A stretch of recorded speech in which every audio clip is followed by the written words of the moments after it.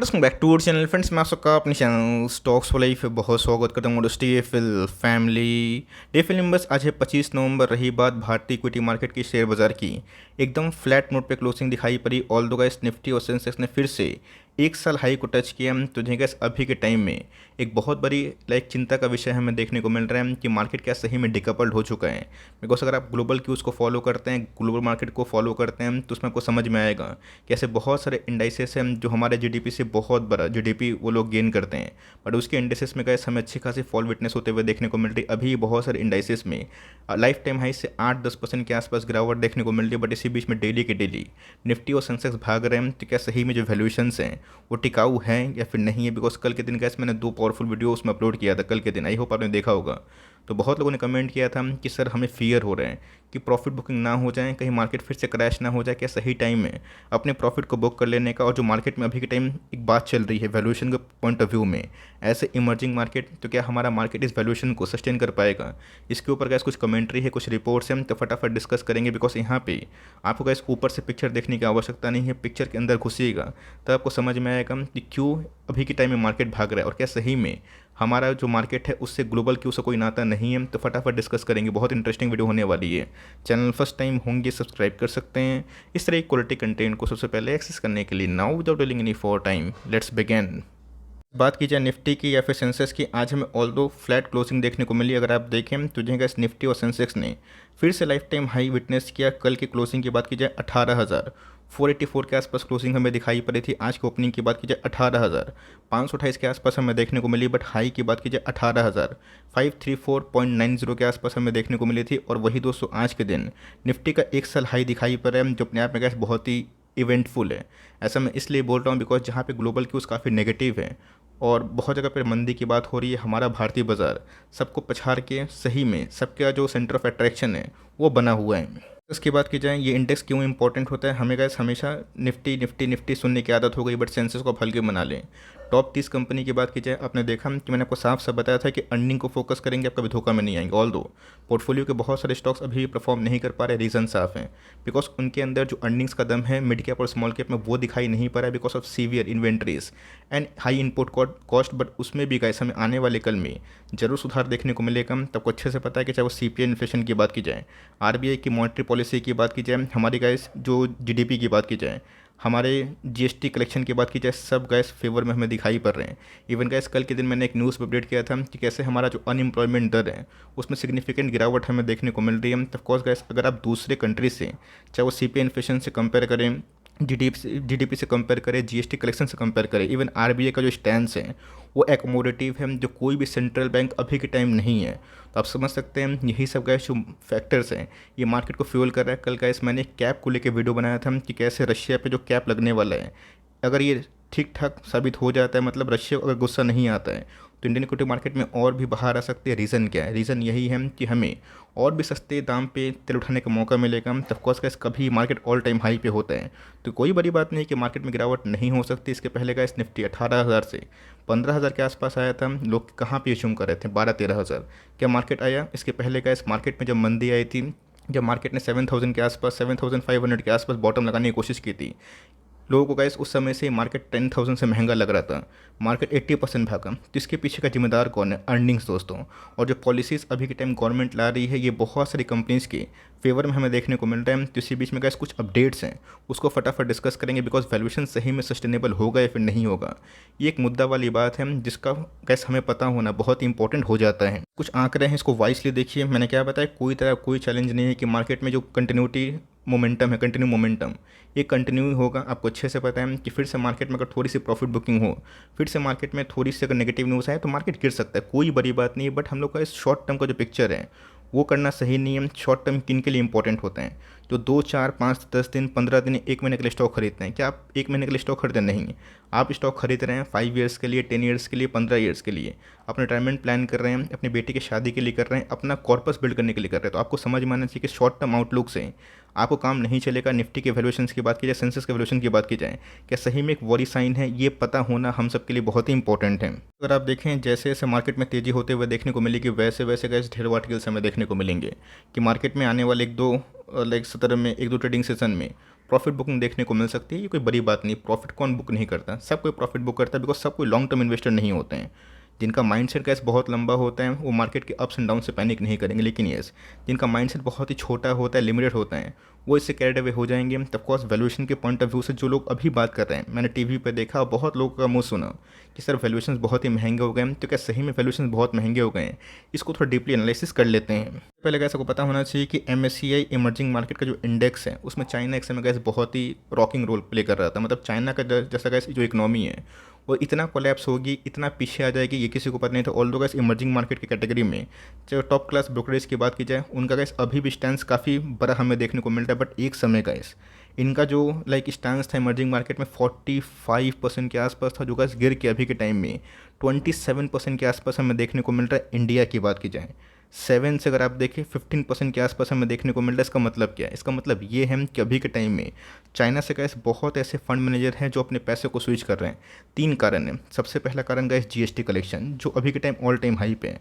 दूसरे की बात की जाए वर्ल्ड में गैस GDP नेगेटिव में है, हमारा पॉजिटिव में। और तीसरी की बात की जाए RBI का एकोमोडेटिव स्टांस और स्टेबिलिटी। तो ऑफकोर्स गैस आपको पता है कि गवर्नमेंट अगर सही होती है कोई भी देश की, कोई भी गवर्नमेंट आए, मैं किसी को सपोर्ट नहीं कर रहा हूँ, लेकिन कोई भी गवर्नमेंट आए अगर मेजोरिटी में आती है वो पॉलिसीज़ ले सकती है, तो ये गैस अपने आप में एक स्टेबिलिटी का संकेत है। जहाँ पर गैस चाइना से अभी के टाइम इंडिया में ऐसे बहुत लोगों का शिफ्ट हमें देखने को मिल रहा है। तो सिंपल सी बात है, जो FIIs ने 3.65 लाख करोड़ का माल बेचा था, इतना तो गैस उनके पास माल है ही नहीं, तो उनको बाध्य होकर मार्केट में आना पड़ रहा है।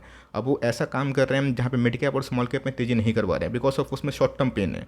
लेकिन गैस जिनके अर्निंग्स बहुत ही अच्छे थे, एक्सेप्शन कुछ कुछ होता है, जैसे बजाज फाइनेंस के अर्निंग्स बहुत ही अच्छे थे, वो नहीं भाग रहे, एक्सेप्शन केस है। बट जिनके अर्निंग्स अच्छे थे, खासकर बैंकिंग स्टॉक्स के, उसमें अगर आप देखें तेज़ी का माहौल हमें देखने को मिल रहा है। PSU ने भी गैस अभी के टाइम लीड किया है। तो यही रीज़न है गैस कि अभी के टाइम में जो सेंटीमेंट है ग्लोबल ब्रोकरेज का वो इंडिया के ऊपर शिफ्ट होता हुआ दिखाई दिया है। तो बहुत ही वाइसली हमें चेक करना है, जज करना है। बहुत लोग बोलते हैं कि सर ये सब चार्ट आप कहाँ से देखते हैं?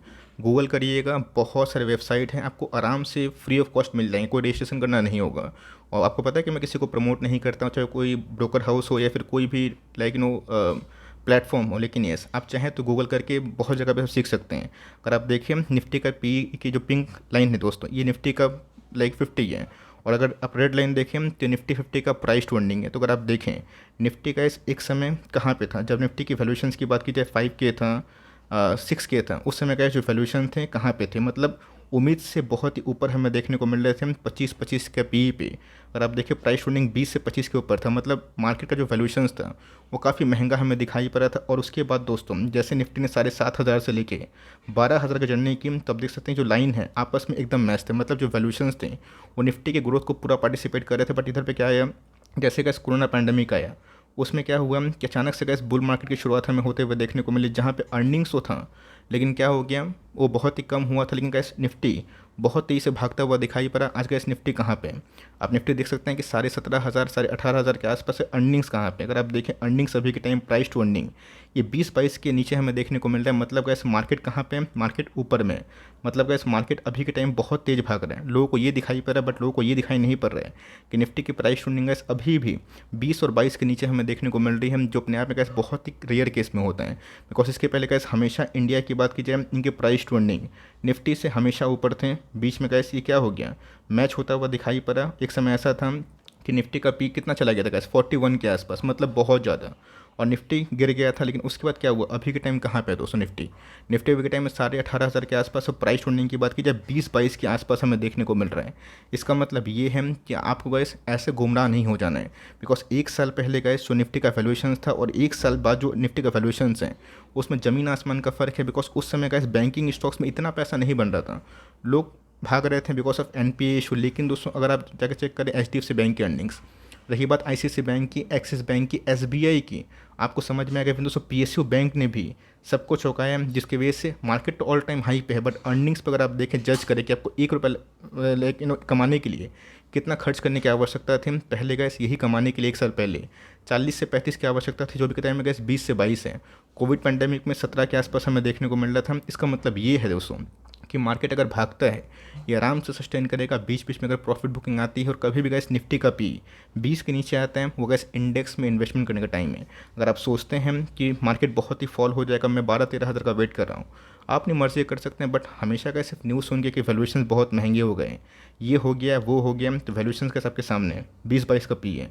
और निफ्टी कहाँ पे है, निफ्टी उसके ऊपर ट्रेड करता हुआ देखने को मिल रहा है। मतलब गैस वैल्यूएशंस अभी भी इसको सपोर्ट कर सकते हैं, लेकिन यस हमें गैस अभी भी वो कंडीशन दिखाई नहीं पड़ रही है जहाँ इंडियन इक्विटी मार्केट पूरा डिकपल्ड हो गया है। ऐसा मैं क्यों बोल रहा हूँ, बिकॉज हमारा मार्केट गैस इमर्जिंग तो है, बट इतना इमर्जिंग होने में और टाइम की आवश्यकता है, कम से कम एक डिकेड, 1 डिकेड मतलब 10 साल।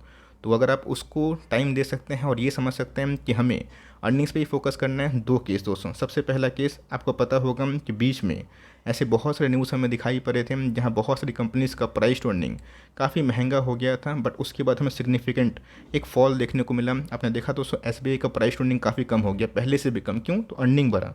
प्राइस टू अर्निंग का फॉर्मूला क्या है कि अगर अर्निंग बढ़ेगा, प्राइस अगर नहीं बढ़ा या फिर कॉन्स्टेंट रहा, उनके वैल्यूएशन बहुत रीजनेबल हो जाएंगे। कल दोस्तों मैंने कमेंट देखा कि सर प्रिंस पाइप का वीडियो मैंने आपका देखा 6 महीना पहले का, उसमें प्रिंस पाइप का जो प्राइस टू अर्निंग था वही 22-24 के आसपास था।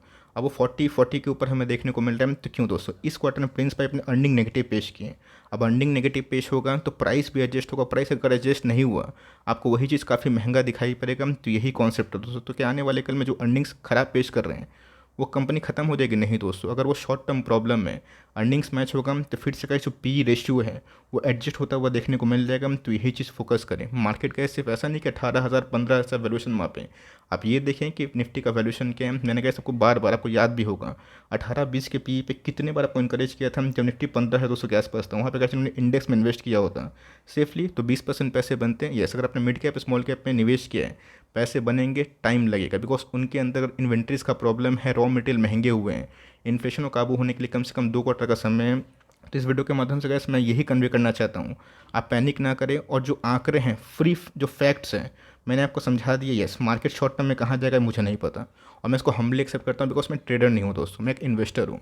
तो मेरी माइंडसेट लॉन्ग टर्म की होती है। तो अगर आप एक लॉन्ग टर्म इन्वेस्टर हैं तो अच्छी कंपनीज में आप एसआईपी बांध लें। मार्केट ऑल टाइम हाई पे हम, तो एग्रेसिव मत हो जाइएगा। बट अगर आप कमिटेड है कि हर महीना मुझे कुछ पैसा लगाना है तो आप कर सकते हैं। अगर आपको वेट एंड वॉच करना है तो आपकी मर्जी की बात है, बट इधर पे कैसे एग्रेसिव मत होइए। या शॉर्ट टर्म जो आप ट्रेड लिए थे जिसमें को बहुत मोटा मुनाफा हो रहा है, कम से कम दोस्तों इस लेवल पे आप पार्शियल प्रॉफिट बुक कर सकते हैं उनके लिए जो शॉर्ट टर्म वाले। बट लॉन्ग टर्म में गैस आप होल्ड करें, बिकॉज मार्केट कभी ना कभी जब भागना शुरुआत करेगा, जब ग्लोबल की उस पॉजिटिव आएंगे, रशिया यूक्रेन का मैटर पूरा का पूरा साफ हो जाएगा, कोई नया नेगेटिव न्यूज़ नहीं आया, तब मार्केट को चीयर कर सकता है। आई होप मेरा एफर्ट आपके लिए हेल्पफुल है। प्लीज़ लाइक करके इनकरेज करें अगर वीडियो पसंद आई, और मैं कोशिश करूँगा कि और भी क्वालिटी वाली कंटेंट ऐसे टाइप आपको अगर ज़रूरत होगी तो कमेंट बॉक्स में ज़रूर बताइएगा। तो मैं लाता रहूँगा बीच बीच में, जहाँ पे आपका जो इंडेक्स का पिक्चर है वो क्लियर हो जाए। तो गैस मिलते हैं जल्दी ही, तब तक के लिए bye. Thanks for listening friends, God bless you all.